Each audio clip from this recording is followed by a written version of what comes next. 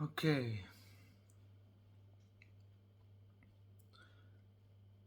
I want to share some thoughts about what's going on here in the last 2 days. Here in Israel, it's like all night hearing like bombs. There are horrifying things happening here now. Like,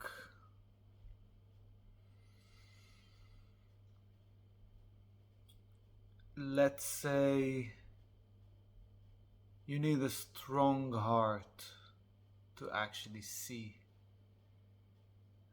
like the easier parts of the videos that um, get exposed, that the terrorists are sending, like putting online.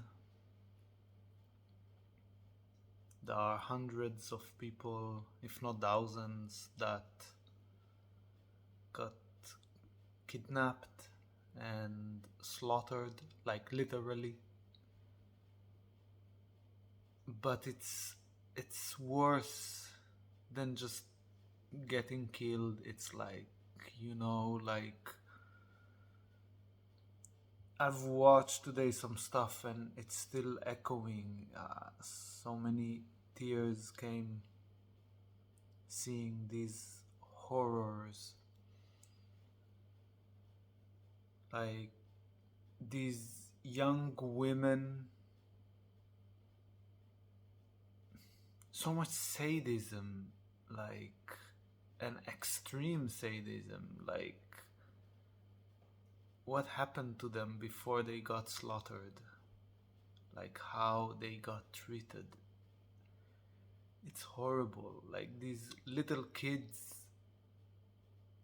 how they get treated, seeing like old grandmas, how they get like kidnapped and tortured, and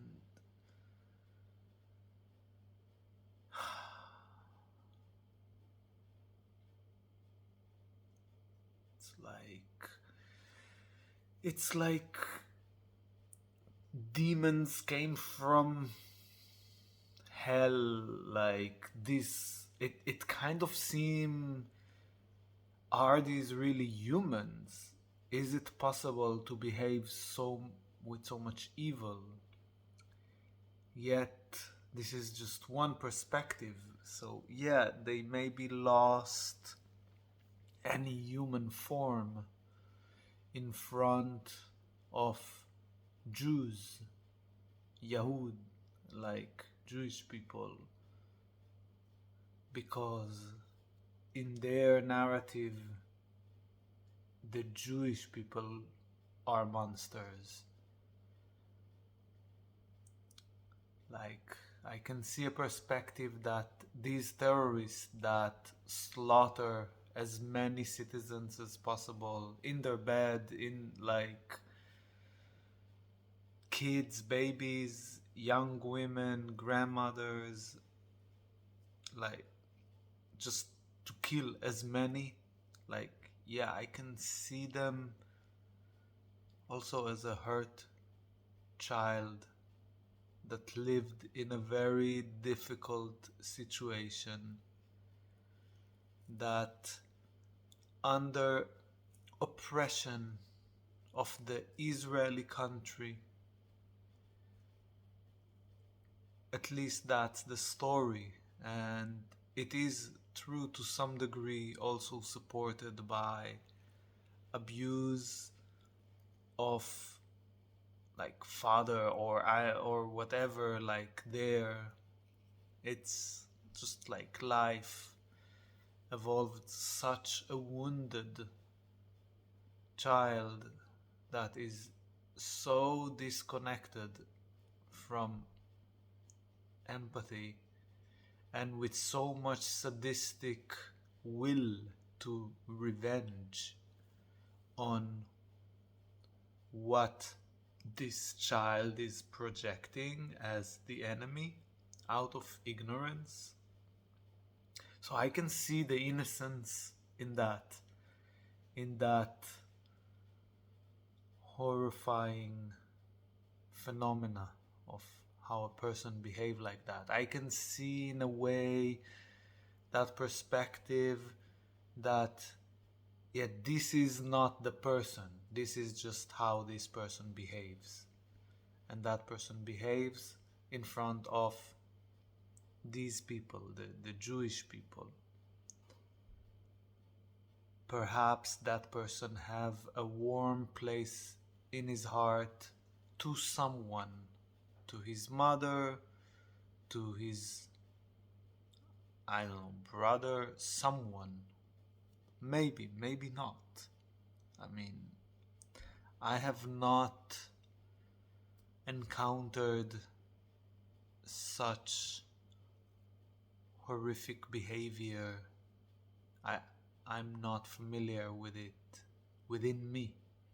So it's more like getting to, like in the darkness, sensing what is there, getting to know through that other, these parts in me, from that perspective, that it's all reflections of the same hologram, just different dominancy of expressions in different cells, every cell as a human. And within that, also the Israeli government is not really oppressing, is actually having a good intentions as well. It's also innocent. It just, like sometimes there are mistakes, and to manage a huge organization, it's really difficult to be fully empathic to every individual because it's millions of people. And stuff happens, but people do their best, the best they know, to make their life better. So I can see that perspective, that we all actually just innocently trying to do our best. And it's getting so messy because of ignorance on how, ignorance on the other's perspective,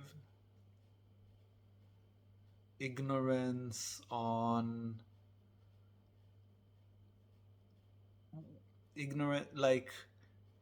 or opposite of ignorance, like having the arrogance of like opposite of humility, I mean, having the arrogance of like knowing this is through, being too scared to question beliefs. And just stuck in the same pattern. So I can see that one side, that everybody do their best and have actually good intentions, and in a way it's one side, one perspective. And then I go to another side, to a different perspective, in a way another extreme that I can see as well, that the Israeli country and the Palestinian country, they are both created by same hegemony. They are both funded by same people behind the scene, very powerful, very brilliant people, very psychopathic people that want to dominate. People who want to support both sides of the war because it supports the weapon industry, and then they can have more profit. Perhaps it was all pre-designed. Perhaps it was maybe even planned to the details of when, which events, like decades in advance, perhaps things were planned, maybe even longer. Perhaps even that behavior of seeing, like, permitting these horrible expressions of behavior, these slaughtering, it's like exactly in that moment, suddenly the Israeli military was not defending the border, which usually it is extremely defended. Like exactly when all these hundreds of terrorists came through, suddenly was a blind spot. Maybe someone allowed it because and therefore allowed all these slaughter and all these broken and completely traumatized family members who survived, like, and many families just like the whole family is gone, and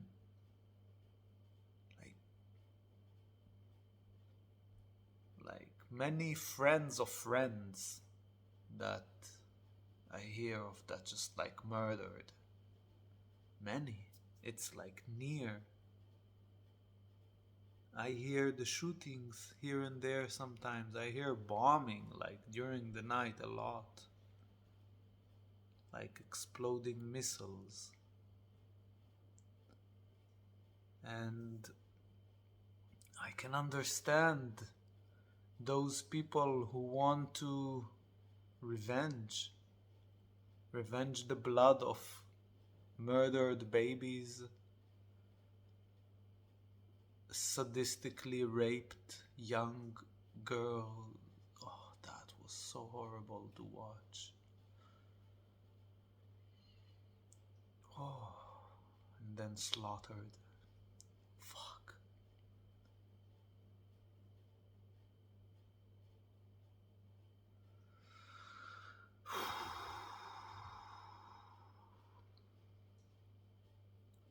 And in a way, the hegemony just allows that because it serves a certain agenda.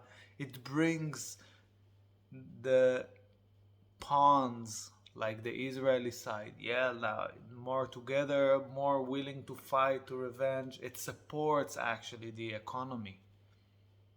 Like maybe it's that degree of psychopathy. I can see that perspective as well. And even in a way that is so psychopathic that how can like I can see how it's even difficult for people to believe this is true, like this is too much conspiracy theory, because this is like degree of evil that human cannot do. Like even extreme psychopath will not be like that, like, and be able to present itself as caring and charming, charismatic, brilliant, and so on, like, and convince so many people in its good intentions.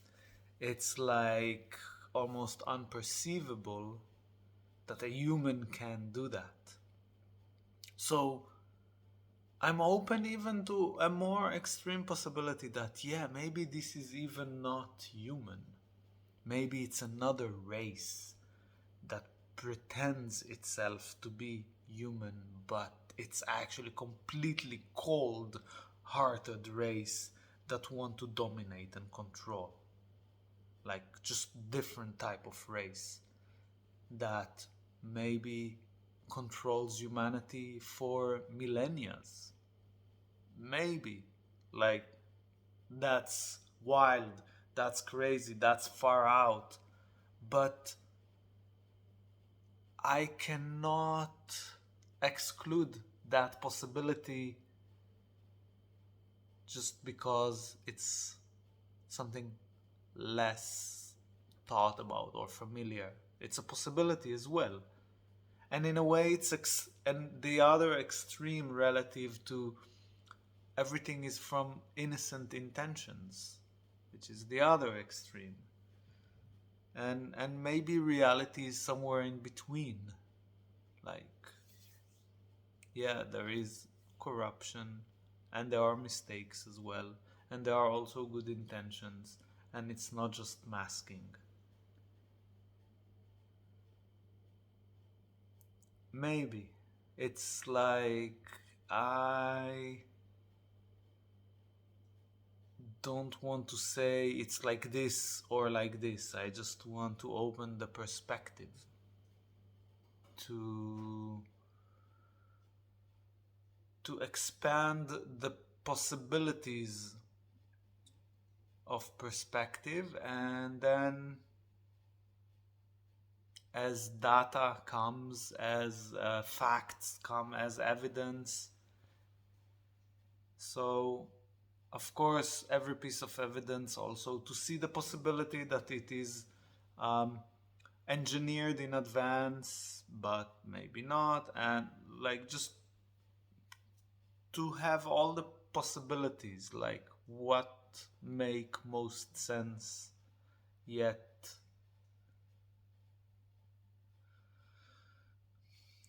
as long as a lot of that information is classified, there is a lot of guessing, and the fact stuff is classified, it can itself bring a suspicion on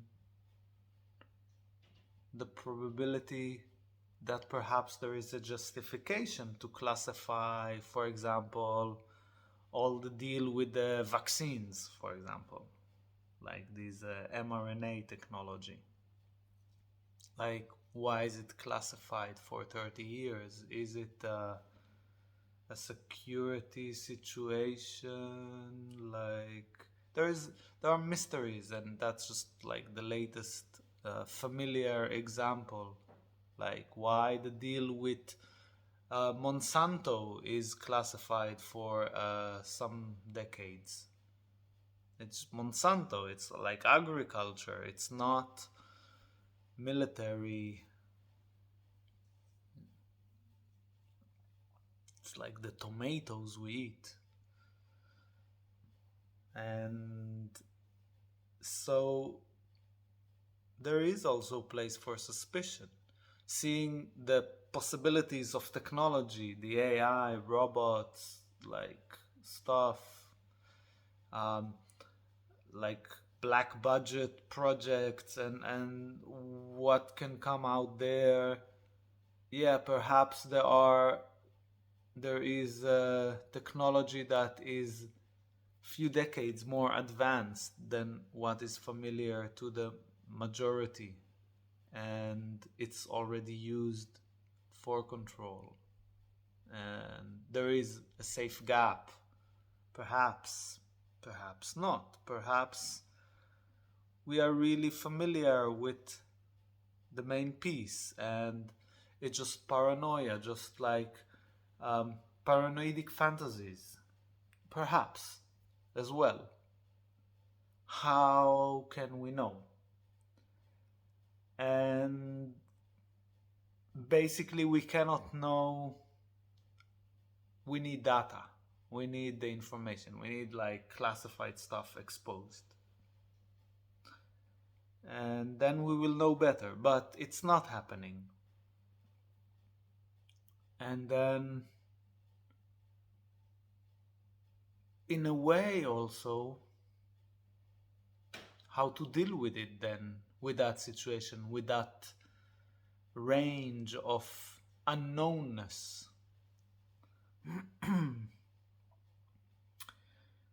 So,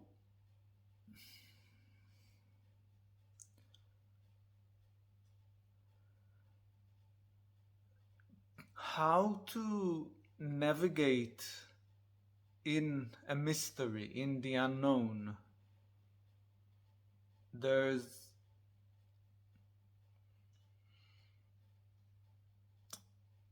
as I understand and see it, we have, it's like we have two hemispheres. One is functioning with the known, and through the known, getting to new conclusions, to realizations, to understandings, like uh, connecting dots and getting to a conclusion. Like in math, it's like, I don't know how much is 5 plus 7, but I don't need to remember that. It does not need to be known. I just need to know the logic. Like, oh, so I add 5 to 7, and I can understand, if I know how to do that function, that it's 12. And then I don't need to remember that, because I connected the dots of what is that plus function and what is a number. And that's enough. And this is simplistic, but that's how we like just reasoning, basically. It's like one hemisphere is doing reasoning, the other hemisphere, in a way, like it's like intuitive.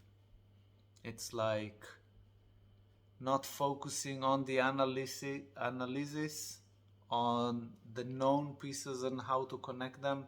It's opposite way of functioning. It's, first of all, there is the knowing, and then go figure and explain why.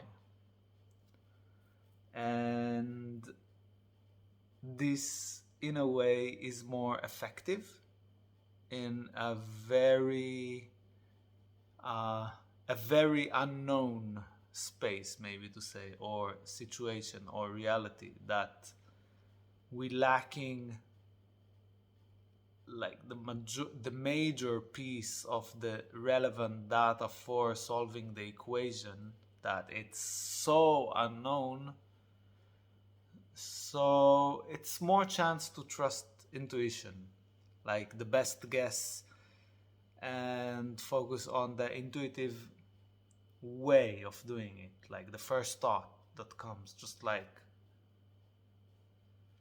And yes, there is the risk of preconditioned opinion that kind of veils the real intuition that can come through, and also the preconditioning of the which is in a way the same thing, the preconditioning of the field of concepts, that does not allow a concept that is completely unfamiliar to come, because we don't have way to grasp what is absolutely unfamiliar.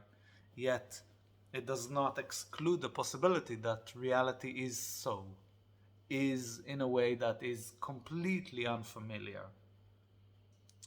So also intuition have its limitations, same like the reasoning have its limitation, that about it's based only on familiar pieces of memory, already known stuff, and connecting the dots.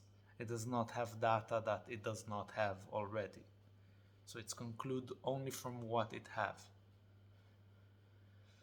And it's like two complementary functions of the brain, of the of the brain, like two hemispheres, one functioning like that, one like that. And when it's very much unknown, it's kind of significantly limits the possibility of the more rational hemisphere to come to a conclusion, which is the tendency, I think, of that part in us, like wanting to have it defined. It gives some comfort, peace of mind, like, oh, it's like this, we put it in that box and that's it. We can leave it, stigmatize it, or whatever. Like, same with identity. Oh, this is me. But then the intuitive side, actually, it's every moment it can be different. It's it in a way keeps one more attentive to the intuition, not necessarily to the sensory data. And again, sensory, like these five senses that through them we define reality, like the intuition, we kind of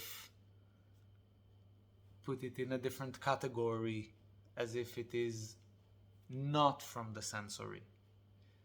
Yet even through the senses, most of the data, most of the sensory input that is perceived by the sensors, most of it is ungrasped, unperceived, uncognized. It's just like a percentage of a percentage of a percentage of the data is like noticed, maybe to say, and perhaps even less than that, or maybe more, but it's something like that. And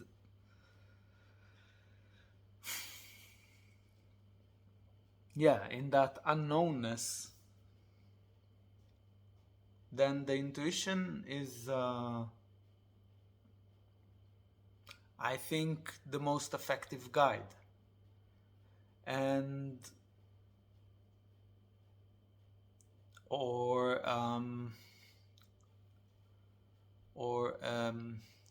guide, or how to say, navigator of the where to turn the direction, the ship, the car, the vehicle. And there is something that for both extreme perspective, the one that everyone is innocent in their decisions and actions and doing their best, is just like they are confused, they don't know well enough, but it's all well intended. And the other one that is like there are evil, like that, and that's scary, and we need to integrate that piece within in order to be able to meet that without dissociating from the fact it exists, because it's overwhelmingly psychopathic, overwhelmingly cold-hearted in a way. It's scary. It's like, obviously we are already defeated in front of that, in that perspective, because we are not capable of such cruelty. And yeah, it can break the pink bubble that we want to believe that is life. Yeah, perhaps is enslaved planet, mind controlled, and so on. So, and not only that, perhaps it's like through everyone we meet, like zombies, like it, we can take it to that extreme. And what I mean is, when we meet both extremes in a or when we grasp both extremes, then we have range of probabilities. And if we can find the common theme of the extremes, it's like we can extract like the essence of the whole spectrum. We can synthesize this to the thesis and the antithesis.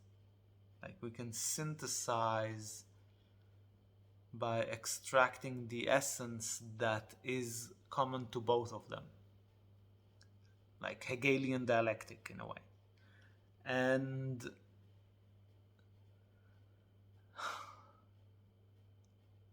I think what's common to those two extreme perspectives, that everyone is innocent and that there is evil, and we also need to meet it within us, is the how to define that essence. It's like it's the journey of realization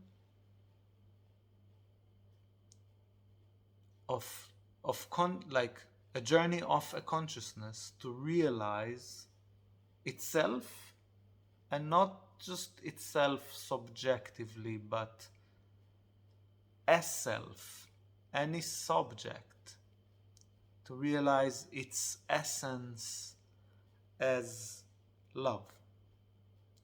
Now, in the innocent side is like, okay, the love is like obvious, like the well intentions, it's obvious. It's just the ignorance.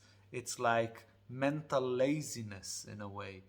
Like, why do we let this blurring and this, like, don't we care enough to really do it best? Like, why do we get addicted? Why do we give up on ourselves? So of course this is too idealistic to say it's all well-intended, purely innocent intentions. Could say, like, for example, people that eat a cow, like meat, to think about that this animal have feelings, not so different than human, how this animal is crying when the baby is taken and all that, like, and to enjoy that suffer, like, this is not a way someone wants to perceive itself usually, unless that person is really sadistic, psychopathic, but it's extremely rare. Yet it's fully normal to eat these animals, and we just ignore that piece. It does not mean that piece does not exist, because it's a holographic in a way. Like we have all the pieces inside. Not all are activated. Not all are dominant in expression or even familiar and experienced. But potentially, all aspects exist. And when we can meet that aspect inside, then we are able to perceive it outside. If we avoid meeting it inside, we become blind. We dissociate also from reality. And that specific example, for example, with the meat, it's like we actually increase the probability of dissociation, because it raising up the probability for us to meet ourselves as sadistic, so we invest more energy on repressing that probability of self-perception, and therefore we even more blind to it externally, and therefore we are more vulnerable to such behavior of those very, very few psychopathics, like tiny percentage, but it's enough one that is like twistedly evil. It's enough one to do, like, to damage a whole country. It like doesn't need to be a lot.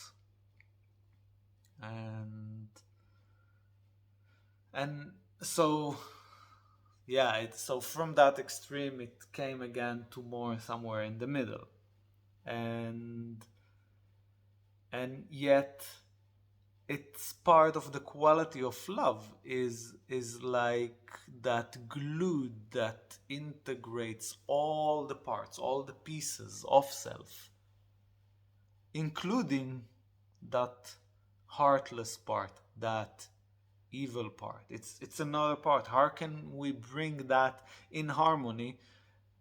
So of course it cannot have the freedom equally to every other part, because then it will take over. So there is a certain wisdom that we need to learn within and then to apply also outside. How to bring it to full integration, and therefore society. So this is from one side, from that innocent side, and from the other side, from like the more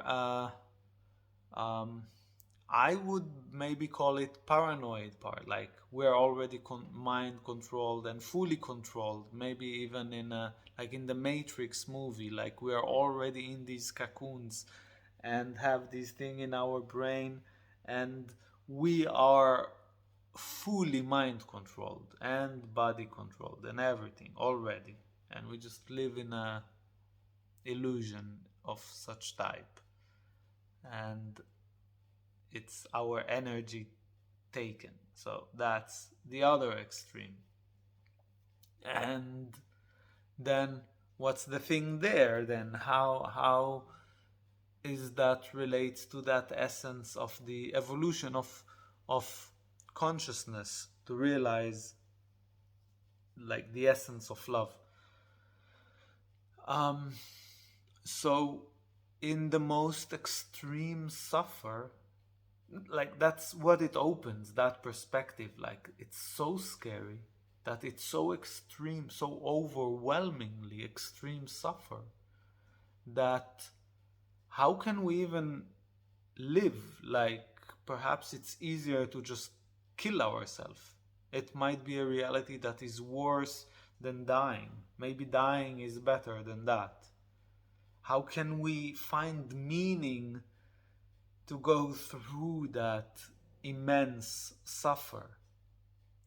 And what I think is love is the only meaning that can bring enough power to go through any suffer. And of course both perceptions refine the meaning of love, or like it's making it less like the first, the more innocent side, so love as the integrative force, and in the other side, like the evil side, it's like love as a driving force, as a motivating. And even when reality does not reflect that essence back, it's like at least give life certain meaning by shining it to existence. It's like the ability to choose that this what I want to believe, and it's like the bug in the system, because the evil intention, in a way, like the only way we suffer is if we agree to it, and so that's the ultimate resistance, is to love. But for that, love is not only the integrating glue for all the pieces, it's also like the essence, the center. It's like the center that the meaning springs from. So it's both, can be a point, but also the space itself, in a way. It's giving it these two polar, in a way, perspectives between the point and the space, without matter of dimensionality. It's like between zero dimensionality, like the point, to whatever dimensionality reality is. And and it refines the concept. It's not it can also be love to someone. It's not excluding that. It's actually every expression of love is just making it richer, whether it is to someone, and it doesn't matter if it is romantic love or parent, child, grandparent, friend, um, and or to an animal or to a place or to an activity or to an idea. It doesn't matter, basically. um, it's all love. It's like, yes, bring it all. It's all just making it richer. And also, like, yes, to an idea. So like love is like life force itself, just like the abstract presence, like God is love, which that by itself can be perceived in many ways, because God is talked about like third person perspective, which is somewhat absurd. Um, and but yeah, like we can take it to fifth person perspective as well, like love. And this is what I mean. Like it can go through all the person's perspective. Also the narcissistic love, like first person, like this is as well. This is also love. It's not love. It's in all these five person perspectives, like from 1, 2, 3, 4, 5. Plural, single, and it just, yeah, let it be in its fullness. Because through all of them, it's like that essence. And I think that's what unifies these extremes of perspectives, even though I don't know if this is the reality or this is the reality. I can have my intuition to where it's more precisely is, but that would be my intuition, and it's like everyone and their perspectives. I just more want to focus on opening the perspective rather than deciding, because it reveals something more essential, more fundamental, perhaps to say, which unifies the perspectives. And I think recognizing that helps better to bring to solution, rather than two ideas that are arguing who is right. It's like thesis and synthesis, or thesis and antithesis. It's like a clash, but the synthesis is taking it to a whole new level in a way. So this is what I want to encourage, and evolving the synthesis is integrating as many perceptions as possible. So to open the whole field of perception, like, so it's what is the most extremes, and then to include everything in between, and that is bringing synthesis to its limit in that aspect. And then, yeah, maybe just like it's possible to bring a whole new concept or view that just make all of this talk irrelevant. And yeah, that's a perspective too. And that's why maybe most people will never watch this talk, but some have the perspective that it might have been interesting. It would be nice if some, perhaps nobody, just me, but yeah, a perspective just to share. Yeah.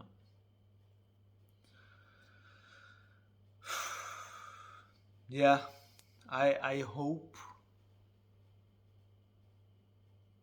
we can bring peace, can bring it to wholeness, to integrate these identities like Palestinians or Jews, like it's just people. Like that's more essential. Identity of Palestinian or of Jew. I know Palestinians who are not monsters. I know, not personally, I've heard of stories of Jewish people who did monstrous actions to Palestinians. Like, there are people who are racist, there are people who are sadist, there are people who are so stagnated in their identity, in their stereotypical identity. It's like identifying themselves as a certain race and then hate, all the self-hate they project on another race, or as a certain nationality or religion, and all the self-hate they project on a different nationality or religion or gender. It's the same idea. It's like in the more postmodern world, it's now the fashion of identity politics and projecting the hate. It's all kind of like a victimized narrative that project the villain, the monster on the other stereotype, the polar, that part they disown, like the opposite of them, and so they find a victim to be villainized in a way in that story, and it's just like all these identities. And so yeah, race is kind of more gross.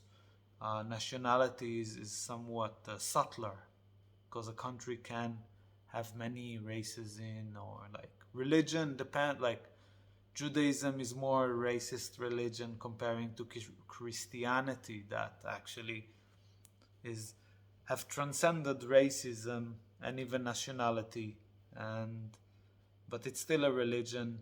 And like the Crusades were no less cruel than what's happening now. And as subtler it is, the evilness can present itself more elegantly, more nice, more like masking it nicer in a way. And I think it's actually more scary, because it's more difficult to recognize the violence. If someone is just coming to kill me, like shoot me or kill me or like stab, it's very clear that this someone is against me, projecting on me whatever that one, like its own hate, and like I need to defend. But as better the other is masking, it's more difficult to recognize that it's actually intending to damage me. And so in the more postmodern, in like more gender-based identity, and like it's all victimized mentality, or like neurodivergency, again, that goes into being victimized by being neurodivergent, or like these broken tribal, like the need for that definition, that tribal definition from a broken ego that is not completed. And so it's more sophisticated, more subtle in its masking, but it's same ideas. It's just evolution make it subtler, but it's same, I would say, essence is that group identity. It's rather than like, you know, Israeli and Palestinian, or like Jews and Muslims. it's more like this is thousands of years, this war, in a way. And maybe, I don't know, it's his story. Maybe there are other stories that are more realistic, actually. But yeah, also I can see why do we need that war, people against people? Why do we need? I see these gender wars as well. I've seen in the media some stuff, some with the feminism, some with the LGBTQ and whatever more letters, um, and it's like justifications for hate, basically. Like by, and the justification is because one perceives itself as a victim, identify. So it's kind of like morally justify immoral behavior to the other polar stereotype that it's projected upon. And how to integrate all these perspectives is like we are all humans, we are all human beings, so we can evolve humanistic perspective, like extract from, like synthesize. So yeah, there are women that have difficulties, there are also men that have difficulties, and yes, there are also people who are gender, like whatever gender, that have difficulties, and whatever race and whatever belief system and whatever nationality that have difficulties. We're all humans. Let's focus on humanity having better life, and not on empowering a weak group, because it's not about that group, it's about all of us. And and then definitely there is also that perspective, like, so there is the hegemony, like that's again, it's, if to take it to the most extreme, that yeah, there is the cabal that they are controlling, and we are all already victims of those elites, and even we can make them a whole other type. They are not human, even like they are these reptilians or whatever, and we are already enslaved and we are victims of that. So in a way, it at least unifies us as humans, and put all the gender, religion, nationality, and race issues aside. It's like irrelevant anymore, because at least we are now unified as humanity. And yet we can grow larger integration also from that, like the cow also have emotions. It's a sentient being, and it have a lot of emotions. It experiences deep love. I've seen cows crying when the baby is taken. I heard them crying for days. Like, they are sad. They love their babies. And they suffer. And yeah, like they feel. They feel sadness. They feel joy. They have a big heart, bigger than human heart. And perhaps even feeling more than human. Perhaps they have more emotions. It's just like their storytelling of their identity is not as evolved, but they feel no less. Perhaps. I believe so. And yeah, maybe we can even extract a finer synthesis, a greater integration, a greater wholeness of perspectives, of like not only human, it's like warm-hearted beings, like mammals, birds, like just like it helps to extract more love as life force beating our hearts.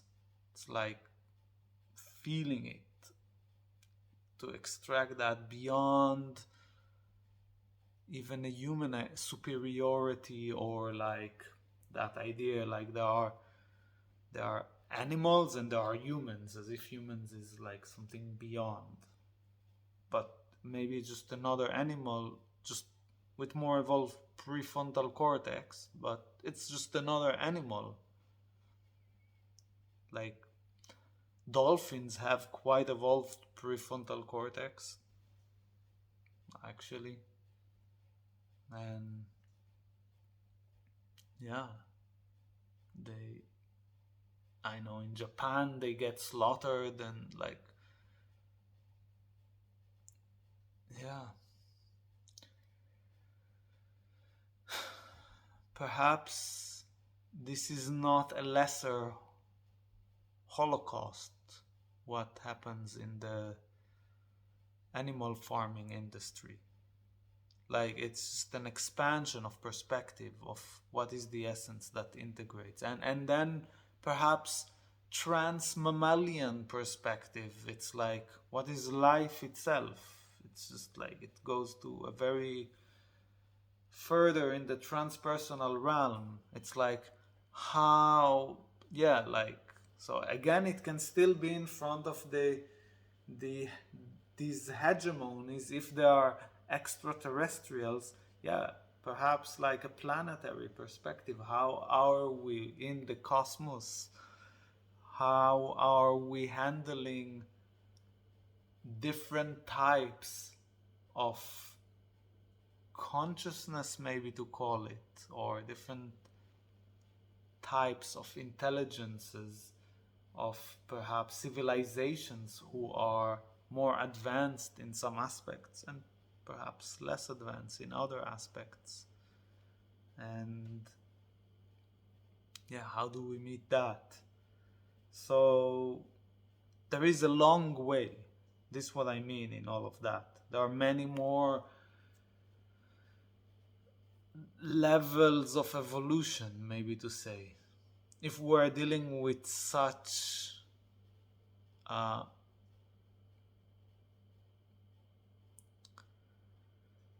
how to call it, like we're dealing still with this identity of like angry Palestinians slaughtering Jews, Jewish army revenging, and it's like we're still in these identities. It's not even humanistic yet. It's not fully human yet.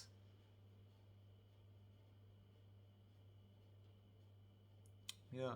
So I want to invite that synthesis. I want us to become fully human. I want to live in a world that people are fully human and not so leaned into identity. And yet, I understand the necessity of taking action and not letting these psychopaths to slaughter everyone. I definitely understand that. But I hope that the actions this time, I believe relative to all previous times, I hope this time they will have an extra, how to say, I don't know the word, like an extra quality that also teaches compassion to the other side and not focus on revenge. It's like, yes, we do what we need to do to survive, yeah, but we believe in the human essence. It's like not to generalize on them, that it's them, all of them. It's more seeing the individuals. Some are just already out of control and they have lost their own integration and they just revenging. That need to be stopped. That is damaging literally. But Israel have much stronger military, and I hope Israel will use its own strength to prove its true power of being wise enough where to not hurt, where to not damage. It's doing it just to the degree that it's enough to stop the suffer that already is, and not creating any glimpse of more unnecessary suffer. I hope there is forgiveness, even though it's so difficult to forgive. It's so difficult to forgive. Like, it's so horrifying. I can so much understand those who want to revenge. I've seen stuff. I had a lot of tears on it. I feel in me that part that want to revenge as well. But it will just keep the cycle. So they will have kids that their families got slaughtered, and they will grow up and want to revenge, and then like, it's just like endless. Can we forgive? Yes, be realistic, not let them kill us. But not revenge, not create more hate. Heal it. I hope there will be enough wisdom for that.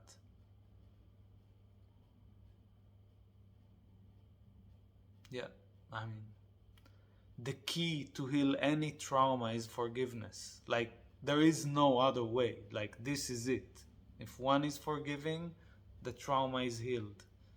One that is not forgiving and insisting on not forgiving, this one choose to identify itself as a victim, and then it justifies to project the hate on the villain. And it's like one becomes exactly what it fights against, in that sense. And it's true, not only to the Israeli-Palestinian, also to all these other group identities. It's the same stupid thing. Yeah, and I think it's stupid because it's not working. We must learn to forgive. And also to forgive ourselves on being so stupid so far.